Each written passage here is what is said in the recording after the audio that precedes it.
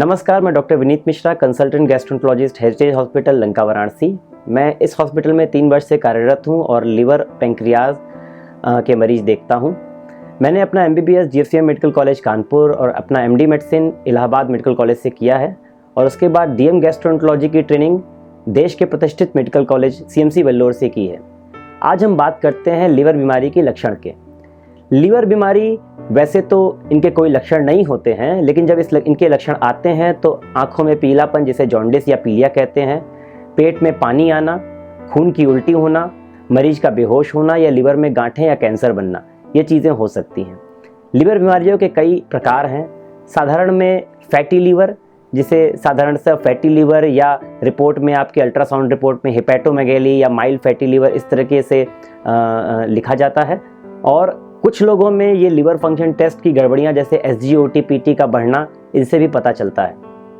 अब हम बात करते हैं कि लिवर की परेशानियों के कारण क्या हैं। ज़्यादातर मरीजों में आजकल लिवर की परेशानी शुगर के कारण से होती है, वजन बढ़ने के कारण से होती है, अनचाही दवाइयों के सेवन से होती है और अल्कोहल या मदिरापान से, शराब के सेवन से होती है। शुरुआत में अल्कोहल या शुगर से या वजन से सिर्फ लिवर में वसा या चर्बी का जमा होना होता है, जिसके हम लोग साधारणतः फैटी लिवर कहते हैं। उसके बाद के स्टेज में लिवर में सूजन आती है और आगे जाके लिवर सिकुड़ भी सकता है।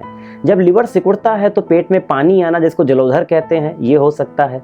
मरीज बेहोशी या बार बार कोमा में जा सकता है। मरीजों को खून की उल्टी या काला लैट्रिन, ये समस्याएं हो सकती हैं।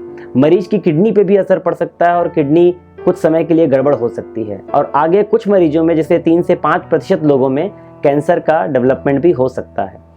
अल्कोहल के अलावा हेपेटाइटिस B और C भी इसके प्रमुख कारण है लिवर की गड़बड़ी के। अभी हाल में ही 28 जुलाई को हमने वर्ल्ड हेपेटाइटिस डे इस अस्पताल में मनाया और हमने करीब 100 से ज़्यादा मरीजों की फ्री टेस्टिंग की हेपेटाइटिस B, C की। हेपेटाइटिस B और C के बारे में जानकारी इसलिए ज़रूरी है क्योंकि अगर एक बार लिवर ख़राब हो जाता है तो किडनी मरीजों की तरह जब किडनी फेल होती है तो हमारे पास डायलिसिस की सुविधा है, पर लिवर पेशेंट के लिए ये सुविधा उपलब्ध नहीं है। अगर हमारा लिवर ख़राब होता है और अगर ये दवाइयों से ठीक नहीं हो पा रहा है तो फिर हमें लिवर ट्रांसप्लांट का रास्ता ही अपनाना पड़ता है। तो हमें अपने हेपेटाइटिस B और C की जानकारी होनी चाहिए कि हमें है या नहीं। अगर हमें हेपेटाइटिस B नहीं है तो हमें इसका टीका लगवाना चाहिए। और अगर हमें हेपेटाइटिस C पॉजिटिव आता है तो इस वक्त 2021 की हम बात करें तो ये पूर्णतया ट्रीटेबल है। इसका पूर्णतया इलाज इस समय भारत में उपलब्ध है। तो अगर इस तरह के कोई भी लक्षण, जैसा मैंने अभी आपको बताया, अगर आपको या आपके किसी जानकार व्यक्ति में, आपके घर में किसी को ऐसा होता है तो आप अपने नज़दीकी गैस्ट्रोएंटरोलॉजिस्ट या लिवर स्पेशलिस्ट से संपर्क करें।